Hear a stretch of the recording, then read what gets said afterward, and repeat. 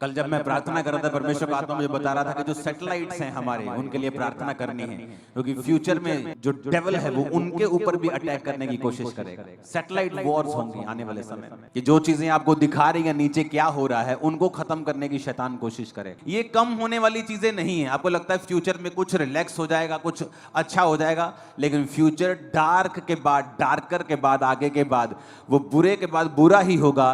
तो जब अब मिसाइल्स आ रही थी और लोग, क्योंकि एक मिसाइल का जो भार है वो 50 किलो से लेकर 200 किलो तक होता है, जो छोटी मिसाइल्स, और ये नहीं कि ऊपर नष्ट हो रही तो नीचे उनका मलबा आ रहा था, लोगों के सिर पे गिर रहा था, कईयों के घर में गिरा, कईयों के पशुओं पे गिरा। तो मैंने पिछले संडे आपको बोल दिया था कि अगर आप प्रेयर नहीं करते हैं तो इस बार आप मजबूर होंगे प्रार्थना करने के लिए, क्योंकि जो होने वाला है ये होगा। आपकी प्रेयर इसे रोक नहीं पाएगी और आप सुरक्षित रहेंगे। फ्यूचर में जो प्रार्थना नहीं करते हैं, आपको फोर्सफुली परमेश्वर करवा लेगा प्रार्थना, ऐसा माहौल होगा। इकोनॉमिक कंडीशंस अच्छी नहीं होंगी बहुत से देशों की फ्यूचर में, और उनको प्रार्थना करनी है अपने देश के लिए। हमें फिर से पुराने समय में वापस जाना होगा, क्योंकि जैसे जैसे कलीसिया आगे बढ़ी, टाइम बढ़ा, टेक्नोलॉजी को अपना लिया, नए सिस्टम को अपना लिया, लेकिन जो हमारा बेस था, जो हमारा नींव थी, हमने उसे छोड़ दिया। हमें लगा इंटरनेट पे हम फेसबुक पे वचन शेयर कर देंगे, हमारा काम हो गया। हमें लगता है इंस्टा के ऊपर 2 पोस्ट डाल देंगे, हमने परमेश्वर का काम कर दिया। लेकिन कलीसिया को फिर से वापस जाना होगा पहले सदी में। 33 ईस्वी के बाद, प्रभु यीशु मसीह के बाद अगर आप कलीसिया को देखेंगे तो उनका जो मेजर काम था, जो लोग बचते थे कलीसिया में आते थे, उन कलीसिया का मेन काम था प्रार्थना करना और सुसमाचार को फैलाना। और वचन क्या कहता है कि लोग कलीसिया में आते थे और कलीसिया के खर्चे, कलीसिया के लोग अपनी प्रॉपर्टीज, अपने पैसे को देते थे। तो ऐसे तो सारी कलीसिया ही कंगाल हो जाएगी एक दिन। एक बंदा है, 2 बंदे एंटर करेंगे, अपना घर बेचेंगे, इस हफ्ते का हमने किराया निकाल लिया, इस हफ्ते का हमने राशन का बिल कलीसिया का पे कर दिया, तो सब गरीब होते जाएंगे। ऐसा नहीं था, क्योंकि जैसे जैसे लोग बोते जाते थे, अगर वो एक घर बोते थे, परमेश्वर 2 देता था, तो कलीसिया की फाइनेंशियल हालत भी अच्छी होती जा रही थी। लेकिन अगर आप मुकेरिया क्रूसेड के लिए खुदाबंद की तारीफ करो जोर से, तो मैंने उस क्रूसेड के ऊपर भी वचन दिया था आपको कि हमें फिर से वापस जाना होगा और अपने बेस के ऊपर फिर से जुड़ना होगा। पतरस चर्च में जा रहा है और कह रहा है कि आओ हम प्रार्थना करने के लिए चर्च में चलते हैं। क्या आज आपकी लाइफ में प्रेयर की इतनी इंपॉर्टेंस है कि आप स्पेशल प्रार्थना करने के लिए एक ऐसे स्थान में जाएं जहां पर आपको कोई भी डिस्टर्बेंस ना हो? बहुत से लोग छुट्टी मनाने जाते हैं, अच्छी बात है, लेकिन कभी आपने प्रेयर के लिए छुट्टी की है कि आज मैं प्रेयर करूंगा पूरा दिन, चलो आज 2 दिन में मैं चलता हूं पहाड़ों के ऊपर और मैं प्रार्थना करके आऊंगा? आज जब प्रेयर लाइफ का स्थान आपने सेकेंडरी कर दिया है, इसीलिए कलीसिया संघर्ष कर रही है उन आशीषों को पाने के लिए जो आशीषें प्रथम कलीसिया में बिना मांगे मिल जाती थी। मूसा की कलीसिया के टाइम पे लगा लो कि जब प्रभु की कलीसिया मूसा संभालता था, तो वचन कहता है उनमें से कोई भी दरिद्र नहीं था और कोई भी निर्बल भी नहीं था, कमजोर भी नहीं था, क्योंकि प्रभु की ग्लोरी ऐसी थी उनके ऊपर, क्योंकि मूसा प्रार्थना करने वाला व्यक्ति था। 40 दिन रात के रोजे, 80 दिन रात के रोजे मूसा ने रखे थे और उसका फेस चमकता था जब वो नीचे आता था। और जब लोग, बाइबल कहती जिनकी वो अगुवाई कर रहा था, एक भी निर्बल नहीं था, कपड़े नहीं फटते थे, जूते नहीं उनके टूटते थे। क्यों चेंज कर रहे हो मेरे माइक की सेटिंग? तुम क्यों चेंज कर रहे हो इसे? सब बोलो हालेलुया। सेकंड कलीसिया जब जीसस क्राइस्ट के टाइम पे जब वो जी उठ गए और मूसा आया, तो वचन कहता है कि पतरस आया और चेले आए। पुराने नियम में मूसा था, नए नियम में यीशु मसीह के बाद चेले आए, तो वो भी क्या थे? प्रार्थना करने वाले। स्पेशल दोपहर के, तीसरे पहर, दोपहर के समय प्रार्थना करने के लिए चर्च में जा रहे हैं स्पेशल, और वहां पे लंगड़ा मिलता है और वो उसको हील करता है। हीलिंग भी तब हो रही है जब उनकी लाइफ में प्रेयर का एक स्थान था। मोस्टली लोग क्यों पैनिक कर जाते हैं आज? जब वॉर होती है या लाइफ में कोई फाइनेंशियल डिस्टर्बेंस आती है या कोई बीमारी आती है, कौन लोग डिस्टर्ब हो जाते हैं? जिनकी प्रेयर लाइफ नहीं है, जिनकी लाइफ में कमियां हैं, व्यभिचार की, चोरी की, अलग अलग तरह की, वो पाप में फंसे हुए हैं और प्रेयर लाइफ नहीं है, वो फिर घबराने लगते हैं। क्यों? क्योंकि घबराहट, जो फियर है, अगर आप देखेंगे, जो डर है, ये एक तरह का कर्स है, ये पाप के बाद आया था। पहले नहीं था। जीसस क्राइस्ट ने, यहोवा पिता ने जब आपको बनाया था तो उसने आपके अंदर फियर नहीं डाला था। वचन कहता है कि जब आदम ने पाप किया, हवा ने पाप किया, तो डर उनके अंदर आया। जब प्रभु शाम को उनसे मिलने के लिए वाटिका में आया करते थे तो प्रभु ने कहा, आदम तू कहाँ है? और आदम ने कहा, मैं नंगा था, मैं छुप गया। तो फियर, जो डर जो है, ये तब आया जब उसने शैतान की बात को सुना। तो आपकी लाइफ में डर तब आता है जब आप शैतान की बात को सुनते हैं। जिन व्यक्तियों की लाइफ में डर का आत्मा काम करता है, हर वक्त डर लगा रहता है, ओ मेरी किडनी ना खराब हो जाए, और मुझे हार्ट अटैक ना हो जाए, और मेरे ब्रेन में स्ट्रोक ना हो जाए। लोगों को डर लगा रहता है, मेरा बिजनेस तबाह ना हो जाए, मेरी फैमिली में कुछ ऐसा ना हो जाए, और कोई डेथ ना हो जाए। ये सारे डर जो हैं ये शैतानी हैं, ये परमेश्वर की ओर से नहीं है। और अगर आपको इन डर से मुक्ति पानी है, आपको प्रभु की प्रेजेंस में रहना होगा, प्रेयर करनी होगी और बाइबल पढ़नी होगी और सच्चाई के साथ जुड़ना होगा, और आपको देखना होगा कि परमेश्वर का आत्मा क्या कहता है। जब आपको समझ आएगी प्रभु का आत्मा जो कहता है आपके लिए, आपका डर खत्म हो जाएगा। प्रभु के साथ जब आप पूरी तरह से जुड़ जाएंगे, फियर नहीं रहेगा। अगर आएगा भी तो वो चला जाएगा, कब्जा नहीं कर पाएगा। कितने मेरी बातों को समझ रहे हैं? हमें फिर से पुरानी कलीसिया के पास जाना हो, बोला पुरानी कलीसिया की तरह रहना होगा। हो सकता है आने वाले समय में मैं अपने फोन्स भी साइड पे रख दूं कि पूरी तरह से परमेश्वर का आत्मा मुझे प्रेयर्स में लेके जा रहा है इन दिनों में, और इसीलिए मैं आपको मैसेज दे पाता हूं कि अब आने वाले दिनों में क्या होगा, अब सिचुएशन क्या होगी, अब हमें क्या करना है आने वाले दिनों में। हालेलुया। कलीसिया का जो रोल है आने वाले दिनों में वो प्रेयर्स का है। ऐसा नहीं हो सकता कि आपका पास्टर्स प्रेयर में रहे, आपकी पास्टर्स की टीम्स प्रेयर में रहें और कलीसिया की प्रार्थना 1 घंटे की हो। कईयों की दी 1 घंटे की भी नहीं है। उन्हें प्लीज आज शर्म आनी चाहिए और अपनी प्रेयर को बढ़ाने का आपको एक वायदा करना चाहिए। क्योंकि जब आप प्रेयर नहीं करते हैं और अलग अलग तरह के अटैक्स आपकी लाइफ पर शैतान करता है, आप डर जाते हैं, फिर आप अपनी कलीसिया को तंग करते हैं, पास्टर्स को तंग करते हैं, काउंसलिंग टीम को तंग करते हैं, लेकिन आप अपनी प्रेयर्स को बढ़ाना नहीं चाहते। ले हैंड आपकी हेल्प करता है, लेकिन ले हैंड सारा कुछ नहीं है। वचन आपकी हेल्प करता है, पवित्र आत्मा आपकी हेल्प करता है कि आप अपनी मेहनत भी साथ में करें और प्रेयर साथ में करें। कितने मेरी बात को समझ रहे हैं? अगर आप वो प्रेयर्स नहीं करेंगे, खुद मेहनत नहीं करेंगे, आप कच्चे विश्वासी होंगे। आपका जो घर है वो एक फेथ के ऊपर नहीं बना होगा, वो चट्टान के ऊपर नहीं बना होगा। पौलुस जा रहा है बाहर, शहर के बाहर, क्यों? ये कहीं वहां प्रार्थना करने का नदी के किनारे स्थान होगा, यानी वो प्रार्थना करने के लिए एफर्ट्स लगाते थे। मैं तो लोगों को यह भी बोलता था कि अगर आपके घर में प्रार्थना करने का स्थान नहीं है, अपने कहीं साथ में, कहीं मोहल्ले में, कहीं एक छोटा सा किराए पे कमरा ले लीजिए जहां पर जाकर आप रोज प्रार्थना कर सकें। प्रार्थना करने को इतना महत्वपूर्ण बनाएं अपनी लाइफ में कि ये आपकी लाइफ में फिर काम करने लगेगा। जब आपको इसका सीक्रेट, आपको इसका रिजल्ट आने लगेगा, आपको मालूम होगा कि प्रेयर मेरी क्रिश्चियन लाइफ में नंबर 1 मोस्ट इंपॉर्टेंट चीज है। और बाइबल कहती है जब पौलुस शहर के बाहर जाके प्रार्थना करने लगता है तो वहां उसे औरतें मिलती हैं, वो वचन सुनाता और सब तौबा करके बपतिस्मा लेते हैं, उनके घराने भी बचाए जाते हैं। तो साल्वेशन भी प्रेयर का ही एक रिजल्ट है, और हीलिंग भी जो पतरस ने की, कि जब वो प्रार्थना करने के लिए चर्च में जा रहा था तो लंगड़ा मिला। लंगड़ा चलाने के लिए नहीं गया, वो प्रेयर करने के लिए जा रहा था। हमें ये बात बड़े ध्यान से समझनी है कि हमें अगर प्रेयर लाइफ को हमने नहीं अपनाया तो हमें सफर करना पड़ेगा, क्योंकि दिन बुरे हैं। जब 16, 17 में, 14 में ये मैसेज मैंने देने शुरू किया था कि आने वाले दिन बुरे होंगे और अंधेरे में होंगे। लोगों को लगता अब इससे अंधेरा क्या हो सकता है। तो जब अंधेरा शुरू हुआ, जब कोविड शुरू हुआ, जब युद्ध की बातें शुरू हुई, ये कम होने वाली चीजें नहीं है। आपको लगता है फ्यूचर में कुछ रिलैक्स हो जाएगा, कुछ अच्छा हो जाएगा, लेकिन फ्यूचर डार्क के बाद, डार्कर के बाद, आगे के बाद, वो बुरे के बाद बुरा ही होगा। इसलिए मसीह लोग ज्यादा नजर आएंगे, वो ज्यादा चमकेंगे। जिस तरह रोशनी अंधेरे में ज्यादा चमकती है, आप ज्यादा चमकेंगे आने वाले समय में। मैं आपको बता रहा हूं।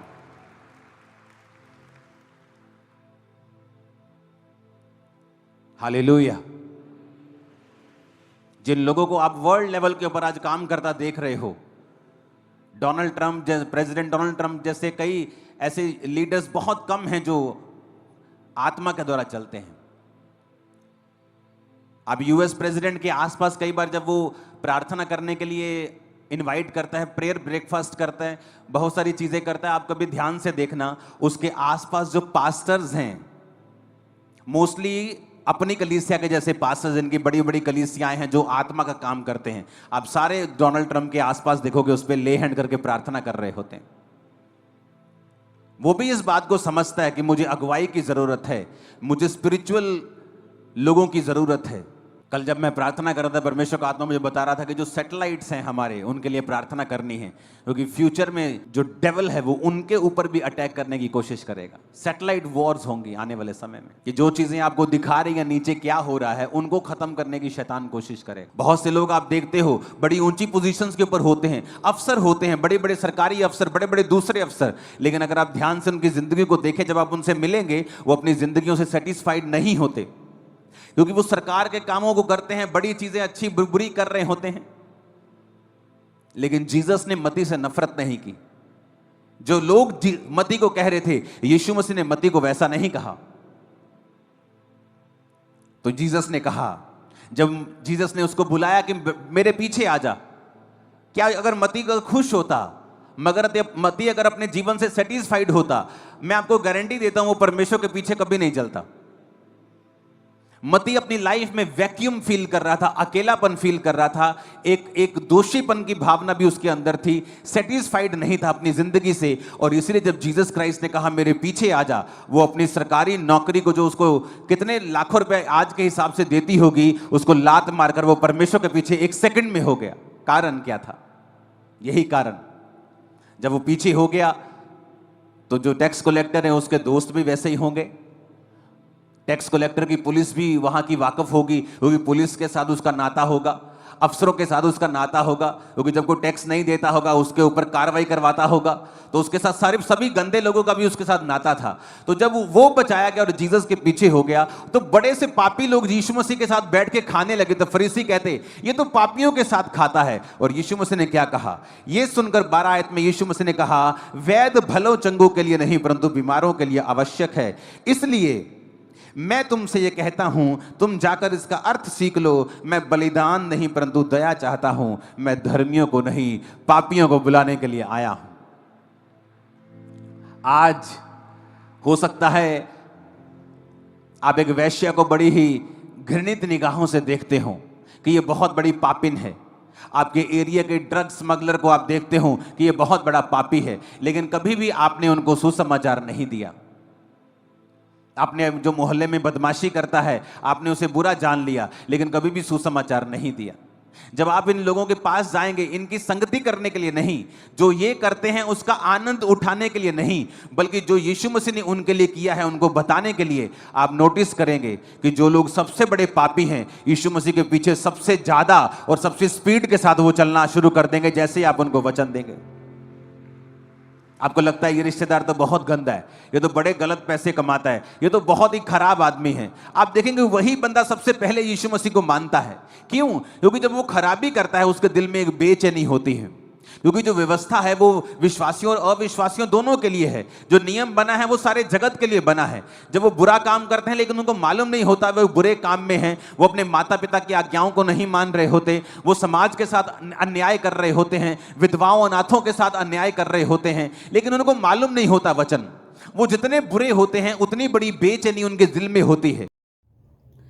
आप सभी को जय मसीह की दोस्तों, मेरा नाम है रोहित कुमार। आप देख रहे हैं सच्ची और भक्ति चैनल में आप सभी का स्वागत करता हूं। दोस्तों, आप सभी लोगों के बीच में लेके आ चुका हूं शैतान से बचने के लिए इन 12 वचनों को जरूर पढ़ें। और प्रभु का वचन कहता है आप लोग अपने जीवन में शैतान से बचने के लिए, अपने आप को सुरक्षित रखने के लिए बहुत कुछ करना पड़ेगा, क्योंकि मेरे प्रियो प्रभु का वचन कहता है जो व्यक्ति अपने जीवन को सुरक्षित करना चाहता है, जो व्यक्ति अपने आप को बचाना चाहता है, शैतान के ब्रह्मजाल से निकलना चाहता है और शैतान की हर एक जाल से बचना चाहता है, तो मेरे प्रियो आपको अपने जीवन में इन 12 वचनों को पढ़ करके अपने आप को व्यतीत करना पड़ेगा। क्योंकि मेरे प्रियो प्रभु का वचन यहाँ पे कहता है, भजन संहिता अध्याय 4 से 8 में लिखा हुआ है, यहाँ पर पढ़ते हैं, मैं शांति से लेट जाऊँगा और सो जाऊँगा, क्योंकि हे यहोवा केवल तू ही मुझे सुरक्षित वास देता है। यहाँ पे परमेश्वर का वचन कहता है, मैं शांति से लेट जाऊँगा और सो जाऊँगा, क्योंकि हे यहोवा केवल तू ही मुझे सुरक्षित वास देता है और तू ही मुझे हर एक दिक्कत और मुसीबत से बचाता है। और परमेश्वर का वचन यहाँ पे कहता है, भजन संहिता अध्याय 91 से 1 और 2 में लिखा हुआ है, यहाँ पे परमेश्वर का वचन कहता है, जो परम प्रधान के गुप्त स्थान में रहता है वह सर्वशक्तिमान की छाया में ठहराता है। और परमेश्वर कहता है कि मैं यहोवा के विषय में कहूँगा कि वह मेरा शरण स्थान है और वह गढ़ है और मेरा परमेश्वर जिस पर मैं भरोसा रखता हूँ। और परमेश्वर का वचन यहाँ पे कहता है, 3 में पढ़ते हैं, तीमुथियुस की पुस्तक अध्याय 1 से 7 में लिखा हुआ है, क्योंकि परमेश्वर ने हमें यह भय की नहीं पर शक्ति और प्रेम और संयम की आत्मा दी है। और परमेश्वर का वचन कहता है कि मैं तुम्हें शांति देता हूँ और अपनी शांति तुम्हें इसलिए देता हूँ, जैसे संसार देता है वैसे ही मैं तुम्हें देता हूँ। और तुम्हारा मन घबराए ना, ताकि तुम अपने जीवन में मजबूत रहो, ताकि तुम अपने जीवन में घबराओ ना। तुम्हारे जीवन में जो भी समस्याएं हैं उन सारी समस्याओं से आप बच सको। आपके जीवन में जो भी दिक्कतें और मुसीबतें आती हैं, आप उन दिक्कतें और मुसीबतों से बच सको। क्योंकि मेरे प्रियो प्रभु का वचन कहता है, जो भी व्यक्ति अपने जीवन में शैतान के जाल से और अपने जीवन में शांति लाना चाहता है, तो आपको अपने जीवन में प्रभु के वचन पे विश्वास करना और प्रभु के बताए हुए मार्ग पे चलना बहुत ज़रूरी है। क्योंकि प्रभु आपको बहुत सारी समस्याओं से और बहुत सारी दिक्कतों से बचाएगा और प्रभु आपके जीवन की सारे दुख और तकलीफ़ों को दूर कर देगा। क्योंकि मेरे प्रियो प्रभु का वचन यहाँ पे कहता है कि यहाँ पे, मैं तुम्हें शांति देता हूँ, अपनी शांति तुम्हें देता हूँ, जैसे संसार देता है वैसे मैं तुम्हें नहीं देता हूँ, और तुम्हारा मन घबराए और डरे। और यहाँ पे परमेश्वर का वचन कहता है कि परमेश्वर कहता है कि मैं तुम्हें शांति देता हूँ, अपनी शांति तुम्हें इसलिए देता हूँ, जैसे संसार देता है वैसे नहीं देता हूँ, और तुम्हारा मन घबराए और डरे ना। क्योंकि प्रभु कहता है, भजन संहिता अध्याय 23 से 4 में पढ़ते हैं, यहाँ पे लिखा हुआ है, यद्यपि मैं घोर अंधकार की तिराही से होकर चलूँ, तो भी मैं किसी भी विपत्ति से नहीं डरूंगा, क्योंकि तू मेरे साथ है और तेरी लाठी और तेरा भाला मुझे शांति देता है। और परमेश्वर का वचन यहाँ पे कहता है, यहोवा तुझे वह विपत्ति से बचाएगा और वह तेरे आत्मा को रक्षा करेगा, और यहोवा तेरे आने जाने में अब से लेकर के सदा तक रक्षा करेगा। और परमेश्वर का वचन कहता है, परमेश्वर के पूरे हथियार बांध लो, ताकि तुम शैतान की युक्ति से सामने खड़े रह सको। और परमेश्वर का वचन कहता है, सावधान रहो और जागते रहो, और तुम्हारा विरोधी शैतान गरजने वाले सिंह के समान इस खोज में रहता है कि किसे पाए वो फाड़ खाए, किसे पाए वो बर्बाद कर दे। क्योंकि मेरे प्यों वो इस ताक में हमेशा बैठा रहता है सभी मसीह भाई बहनों के लिए। क्योंकि मेरे प्यों यहाँ पे परमेश्वर का वचन कहता है, मत डर, क्योंकि मैं तेरे साथ हूँ। परमेश्वर कहता है, विस्मत मत हो, क्योंकि मैं तेरा परमेश्वर हूँ। मैं तुझे सामर्थ्य दूंगा और मैं तेरा सहायता करूँगा और अपने धर्म के दाहिने हाथ से तुझे संभालूंगा। और परमेश्वर का वचन यहाँ पे कहता है, इसलिए परमेश्वर के अधीन हो जाओ और शैतान का सामना करो, तो वह तुमसे भाग जाएगा। और यहाँ पे परमेश्वर का वचन कहता है, और हमें परीक्षा में ना लाओ, पर हमें बुराई से बचा। क्योंकि मेरे प्यों परमेश्वर का वचन कहता है, शांति का परमेश्वर शीघ्र ही शैतान को तुम्हारे पांव तले कुचल देगा। और परमेश्वर का वचन यहाँ पे कहता है, इन वचनों को पढ़ करके और इन पर मन करके अपने परमेश्वर के साथ गहरी निकटता महसूस करेगा, और रात के समय परमेश्वर कहता है रात के समय शैतान का नकारात्मक शक्ति जो होती है वो हमारे जीवन से निकल जाएगी। और परमेश्वर कहता है इन वचनों को अपने विश्वास और प्रार्थना का हिस्सा बनाएं। परमेश्वर आपको बहुत सारी चीज़ों से बचाएगा, वो आपको हर एक ब्रह्मजाल से छुटकारा दिलाएगा। क्योंकि आज जो संसार में आप लोग पड़े हुए हो, इन संसार से आप बच सकते हो। जितने मेरे मसीह भाई बहन हैं, आप सभी को जय मसीह की दोस्तों। God bless you all of you, आमीन। नेक्स्ट वीडियो मिलता हूँ दोस्तों।